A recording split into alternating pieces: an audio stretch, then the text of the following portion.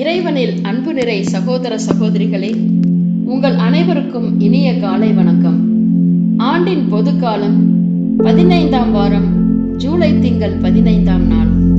இறைவாக்கினர் எசாயா எழுதிய நூல் அதிகாரம் 1, இறைவார்த்தைகள் 11 17 முடிய உள்ள முதல் வாசகத்தில் இறைவன் தன்னிலே இருமாப்பு கொண்ட இஸ்ராயேல் மக்களை சாடுகிறார். எண்ணற்ற உங்கள் பலிகள் எதற்கு? இனி காணிக்கைகளை வீணாக கொண்டு வர வேண்டாம். என்னை நோக்கி உங்கள் கைகளை நீங்கள் உயர்த்தும் போது பாராமுகத்தினனாய் நான் இருப்பேன். நீங்கள் தொடர்ந்து மன்றாடினாலும் நான் செவி கொடுப்பது இல்லை என்று கூறிய பட்சத்தில் அதே ஆண்டவர் அவர்கள் மனமாறவும் அக்கறை கொண்டு அழைப்பு விடுக்கிறார். எவ்வாறெனில், உங்களை கழுவி தூய்மைப்படுத்துங்கள், உங்கள் தீச்செயலை என் திருமுன்னிருந்து அகற்றுங்கள், தீமை செய்தலை விட்டொழியுங்கள், நன்மை செய்ய கற்றுக்கொள்ளுங்கள், ஒடுக்கப்பட்டோருக்கு உதவி செய்யுங்கள் என்று. அவ்வாறே இன்று நமக்கும் அழைப்பு விடுக்கிறார் நம்மீது பேரன்பு கொண்ட நமது ஆண்டவர். இன்றைய நற்செய்தி வாசகமான புனித மத்தேயு அதிகாரம் 10 இறைவார்த்தை 34 மற்றும் அதிகாரம் 11 இறைவார்த்தை 1 இயேசு தம் சீடர்களை நோக்கி கூறுகிறார். நான் உலகிற்கு அமைதி கொணர வந்தேன் என எண்ண வேண்டாம், அமைதியை அல்ல வாளையே கொணர வந்தேன் என்கிறார். அது மட்டுமா, ஒரு மிகப்பெரிய உண்மையை வெட்ட வெளிச்சத்தில் நவிழ்கிறார். ஒருவரது பகைவர் அவரது வீட்டில் உள்ளவரே ஆவர் என்கிறார். எவ்வளவு பெரிய நிதர்சன உண்மை! இதையே ஆங்கிலத்தில் த ஸ்டார்க் ரியாலிட்டி என்றும் கூறுவர். உலகில் உள்ள எந்த நீதிபதியும் தனது ஞானத்தினால் இந்த உண்மையை கூற முடியாது. சிலுவையற்ற சீடத்துவம் சாத்தியப்படாது.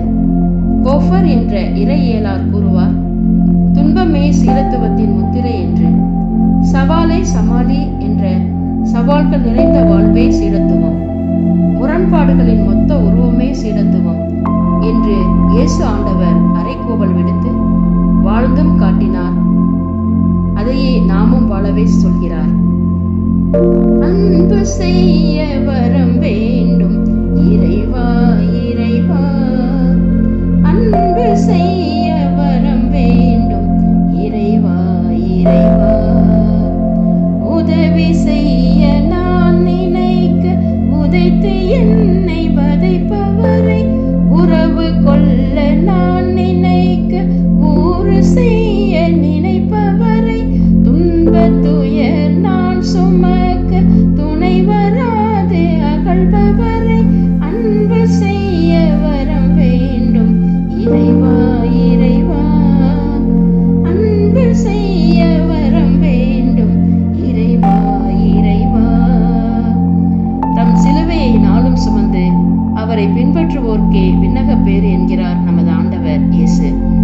அதே வேளையில் இச்சிறியோரும் ஒருவருக்கு அவர் என் சீடர் என்பதால் ஒரு கிண்ணம் குளிர்ந்த நீராவது கொடுப்பவரும் தம் கைமாறு பெறாமல் போகார் என்று இயேசு கூறுவது எளிய சிறியோர் மேலுள்ள நம் அக்கறையிலும் விண்ணக பேறு நமக்கு உண்டு என்று உறுதி கூறுகிறார். இன்று திரு அவை பிரான்சிஸ்கன் துறவியான புனித பொனவென்தூர் நினைவு நாளை கொண்டாடும் வேளையில் ஆண்டவரின் வார்த்தையை அனைவருக்கும் அறிவிப்பதில் மிகவும் ஆர்வம் கொண்ட இப்புனிதரை போல் நாமும் இறை வார்த்தையை பிறருக்கு அறிவித்து வாழ்ந்து சான்று பகர்வோம். இன்று தமிழக அரசு கர்ம வீரர் காமராஜர் பிறந்த தினத்தை நினைவு கூர்கையில் நாமும் அவரது எளிமையையும் ஏழைகளுக்கு உதவும் இரக்க குணத்தையும் நமது வாழ்விலே கடைபிடித்து ஏழையின் சிரிப்பில்